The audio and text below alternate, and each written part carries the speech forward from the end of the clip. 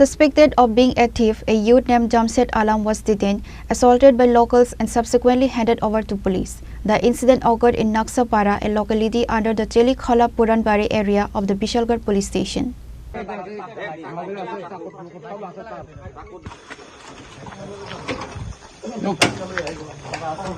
The incident occurred in the middle of the night on Tuesday in Naksapara, Chelikhola Puranbari under the Bishalgarh police station area.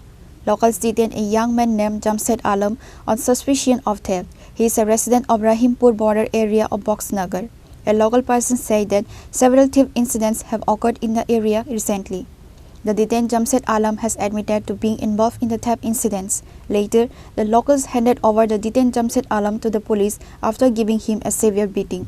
ঘটনা হলো আমরা চেলিখোলা পুরানবাড়ি 4 নং ওয়ার্ডের নকশাপাড়া 11টার দিকে একজন চুরি ধরা পড়ছে।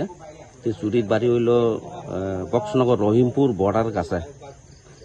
এলাকার মধ্যে আরো কয়েকদিনের মধ্যে চুরি হয়ে গেছে গা। এই সময় সিসিটিভি ফুটেজের মধ্যে ধরা পড়ছে আর কি।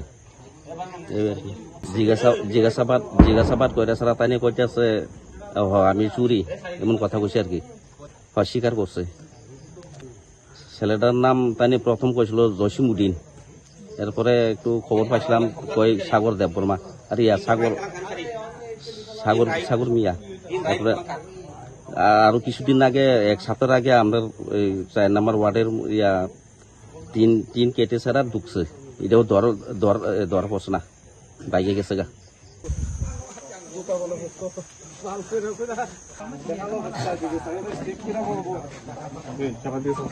Reported by Jivan from Bishalgarh, Chelikhola.